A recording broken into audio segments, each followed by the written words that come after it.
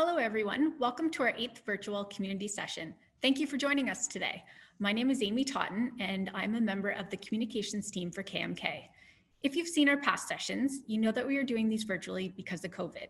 Hopefully, we'll be on the other side of this soon and can start getting back into communities. Since January, we've held a session each month featuring a different department at KMK. We record these sessions and post them to our YouTube and Facebook pages. I encourage you to check them out. It is important to us that we are informing the Mi'kmaq of Nova Scotia. So with that, we will be holding these sessions at different times on different days to see what works best for all of you. We also issue a newsletter that features all of our departments the same week as our sessions. If you want to be on the distribution list for the newsletters, media releases, and other items, you can let us know through email at info@mi'kmaqrights.com or on the Contact Us form on our website at mi'kmaqrights.com.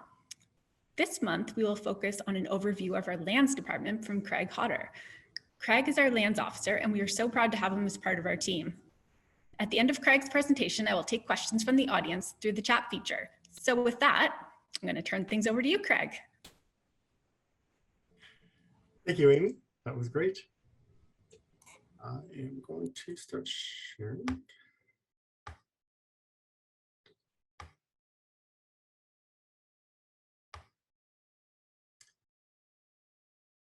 So as Amy had said, my name is Craig Hodder. I am the lands officer here at KMKNO in the lands department.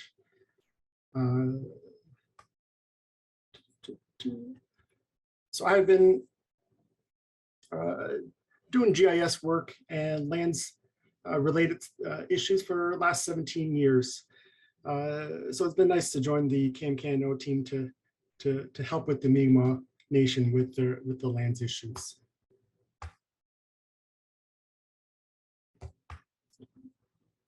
So what is the lands department? Or why we need a lands department to begin with? Well, for starts, we are there to deal with consultation matters that deal with the land. So we're talking about licenses on Crown lands, sales of Crown lands, or any projects that will be going through Crown lands. The second thing that I would deal with is acquisitions of lands on behalf of the Assembly of Nova Scotia Mi'kmaq Chiefs, as well as the Mi'kmaq of Nova Scotia.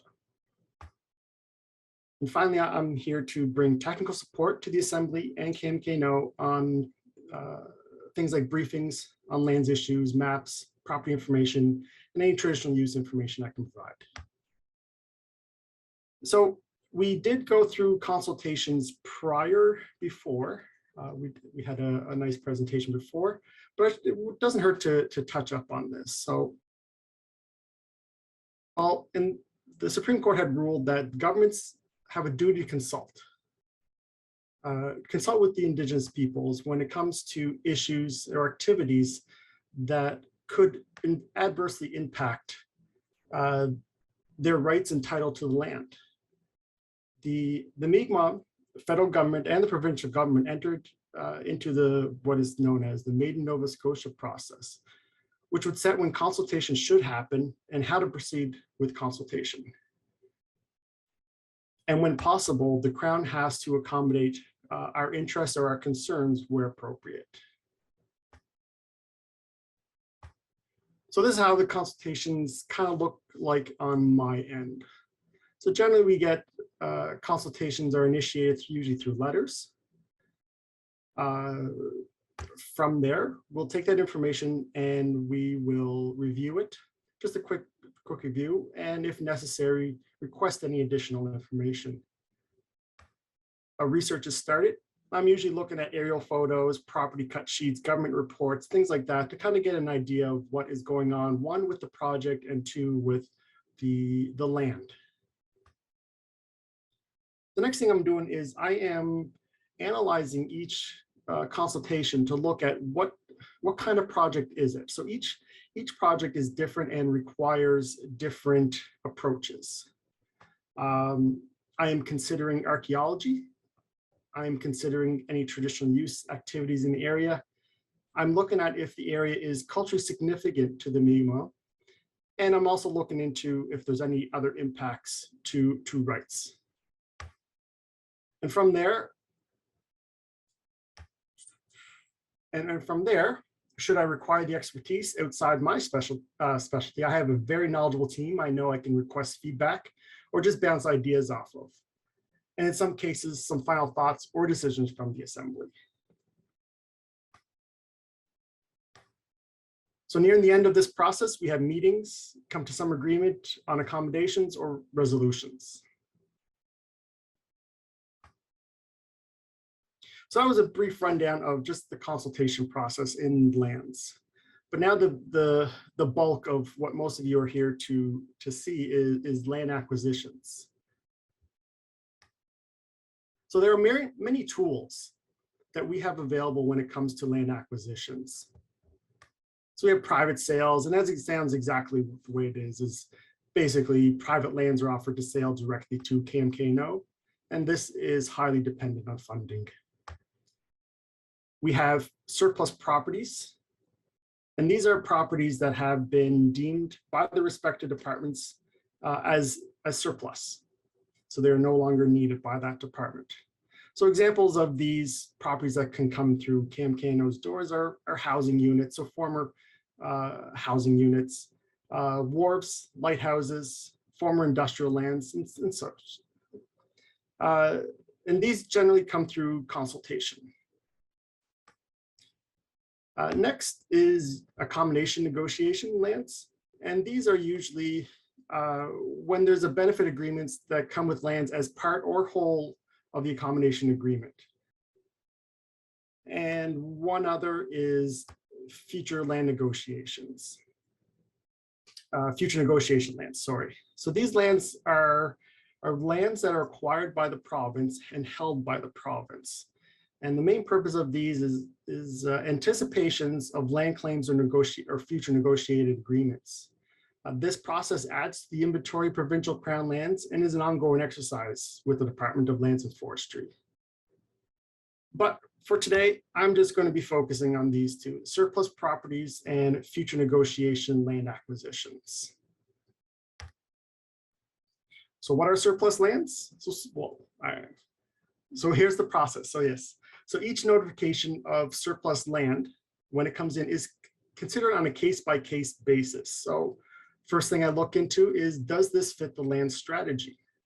I'll get into the land strategy in a bit. Where's the location of this here property? So I'm looking for things like, is it near urban centers? Is it near existing communities and whatnot? What is the type of land or property that we're looking at? So is it agricultural? Is it urban housing units? What is the proximity to communities? Will these lands meet community needs? And what are the associated value and costs associated with these lands? So these could be acquisition costs, these could be maintenance costs. So all these things are taken into consideration. So one example that is pretty fresh in many minds is the Carlton House on College Street in Halifax. So this is former Correctional Service Canada property.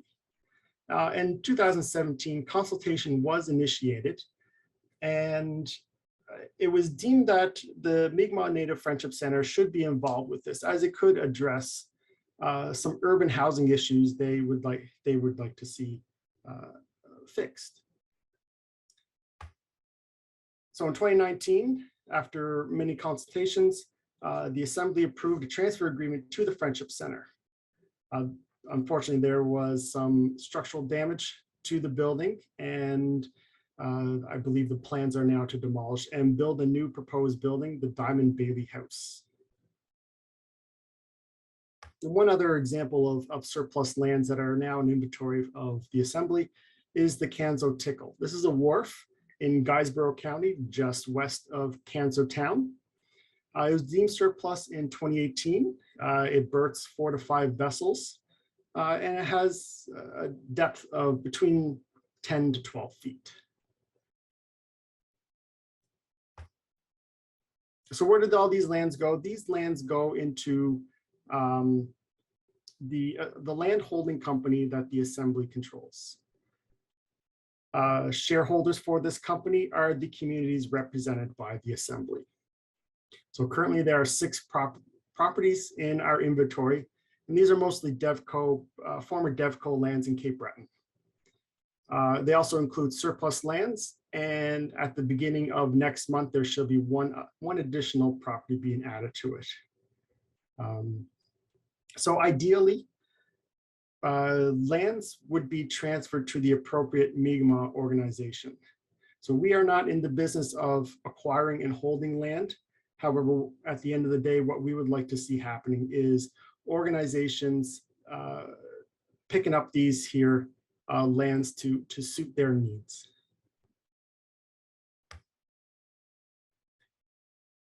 Now into future negotiation lands.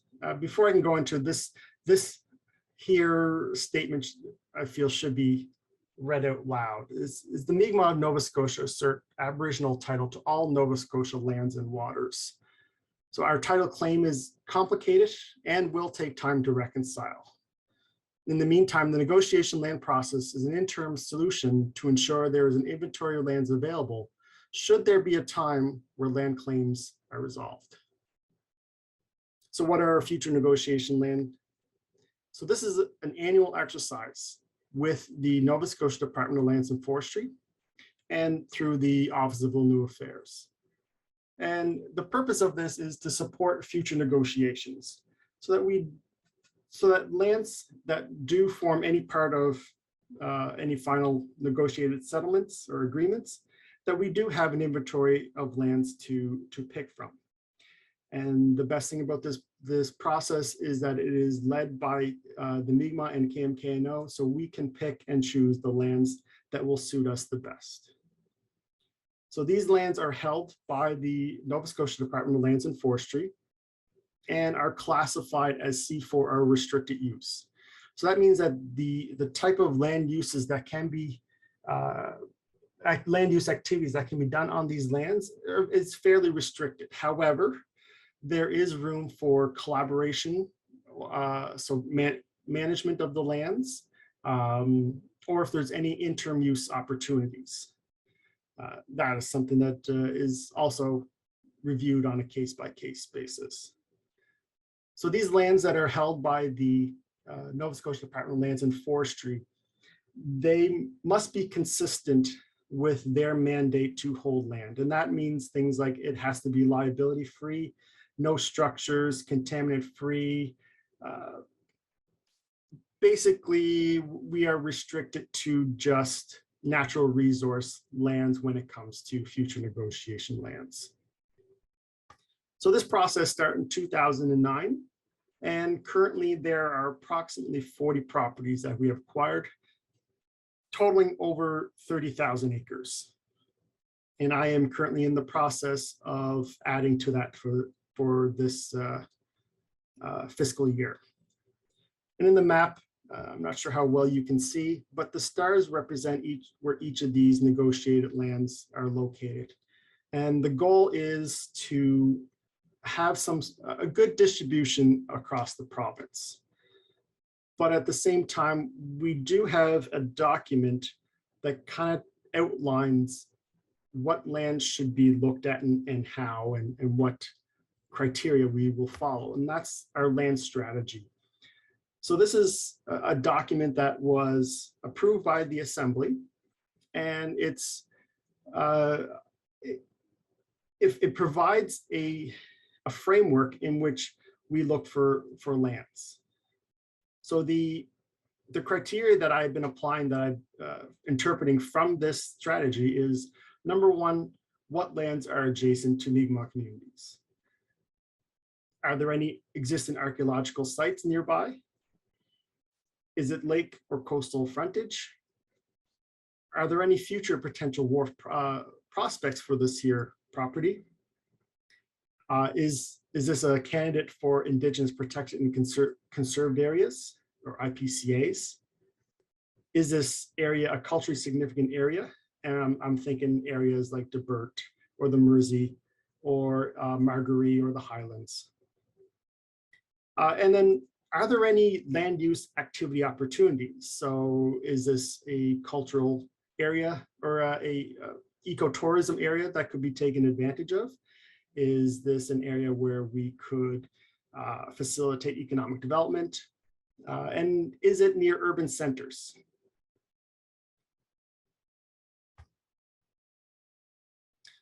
So then we get into the land strategy further of what is the purpose and objective for this. So the purpose of this here land strategy is to have a proactive approach to land issues. So I'm identifying needs and priorities for the Nova Scotia Mi'kmaq and looking to identify how the land should be used now or how it should be used. And also looking at how it is used now. So I'm looking at traditional use data, Mi'kmaq ecological knowledge, and any forestry data available. And it's also detailing, this strategy is also detailing how we are to create a catalog of archaeological sites and to look for land management opportunities. So what is coming for lands department? So I want to build upon that lands strategy. And part of that is to build community land profiles for each community.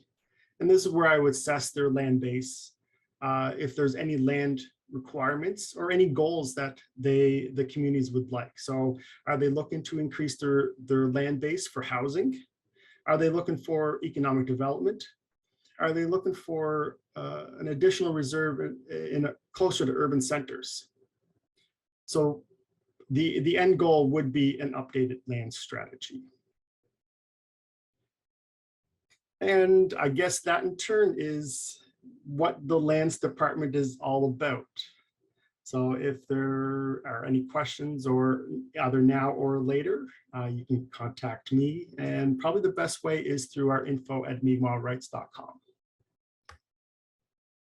So Lalio, thank you, everybody.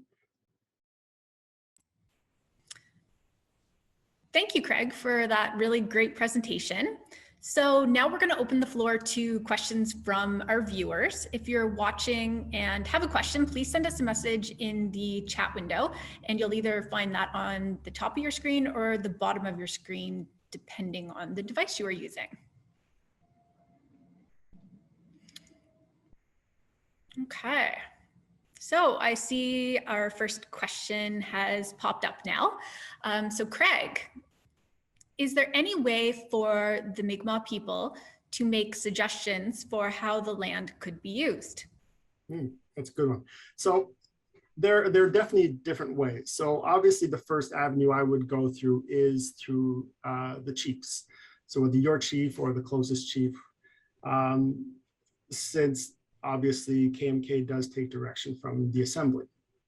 I have taken suggestion and feedback from various Mi'kmaq organizations, such as the Mi'kmaq or MCG, UINR, things like that. So that's another avenue, or just directly to the KMKNO office.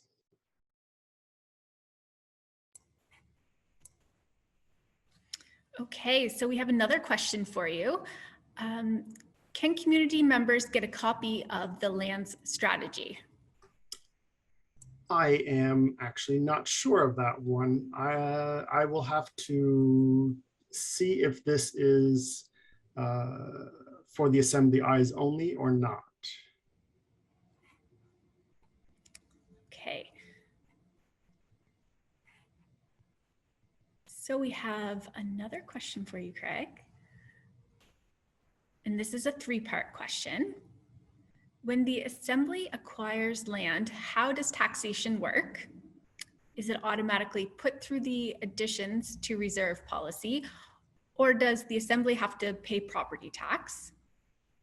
And the third part of that is, how does the deed transfer work on new acquisition? And if you need me to repeat any of those, you just let me know. Sure. So, okay, so the first one is when the assembly acquires land, how does taxation work? Okay, so lands are still subject to taxation. They don't go through the next part of the question as well. They don't go through the additions to reserve. So the ATR process is designed for individual communities to add to their individual community land bases. So unfortunately, this is not through that process. This is being held by essentially a private company for future uses. And so again, we do have to deal with property taxes, but that is something that is being looked into. Okay, great. We have another question from the audience as well. So Craig, do we deal with just employees in the lands department in communities or just the chief? So up to this point, it has been just the chiefs. However, that should not, that's not the only avenue of communication. So obviously, when I go out for the community profile, I will be speaking with the lands people in individual communities, as well as chief and councils. Okay, perfect. I'll throw another one at you as well. We have lots of questions today. And this person is asking, can I build a house or a camp on the land? So the lands that, again, that's more of an individual on a case-by-case basis. So as it is, the housing, no. The camping, again, that could be in the realm of where, when I mentioned before in the negotiated lands, if there's any interim use or collaboration agreements, these probably can be looked into. Okay, perfect. And just hang on, I have one more question for you. I'm just trying to bring it up here. Sure. And I'm sorry if I word this differently. This person is asking a hunting or fishing cabin on the lands or crown lands. So again, that falls in that same category of camping, where it would be on a case-by-case basis. So this is where you would talk to your chiefs or through the KMKNO office, and we can, on your behalf, talk to the Department of Lands and Forestry. Great. But those would be consistent with the types of land use in the future negotiated lands. Okay.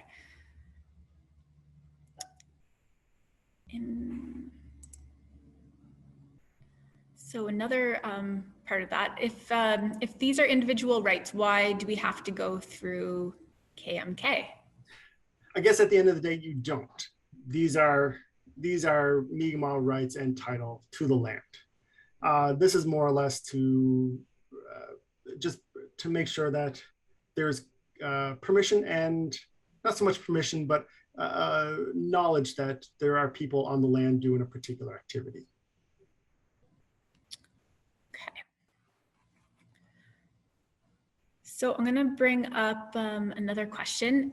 Where does the land back movement fall into all of this?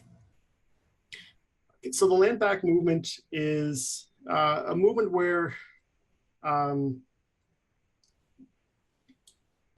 indigenous peoples are trying to gain control over the management and conservation of areas. And that sort of feeds into where we want to acquire lands through, for IPCAs. And these are usually through organizations like MCG and UINR. So in a way, it kind of goes back where we are looking for lands on behalf of the Mi'kmaq Nation, where we as the Mi'kmaq people can decide how the land should be used. Okay. I have another one for you, Craig. So is there a policy in place for land adjacency, particularly adjacency to current Mi'kmaq communities with the Assembly and those not with the Assembly? Yes. So when I'm looking for lands, whether or not a community is a part of the assembly does not factor into my decisions. As we're all aware, each community is well within their rights to step away from the assembly or KMKNO, as well as they are welcome back to the table at any time. So it wouldn't be right for me to start excluding any areas. So I'm also, I have to look through what is presently available through sales and through surplus land. So I don't have the luxury of picking and choosing what areas are focused on. So if there's a community that is not part of the assembly or KMKNO, and there's some great land opportunities nearby, I'm jumping on it. But as far as land adjacency, that's generally what I'm looking for to start with. I'm not sure if it would be easier for the individual communities to go after these lands themselves, but if we could fill a role in the acquisition and transfer to those communities, that is something where I see myself stepping in on.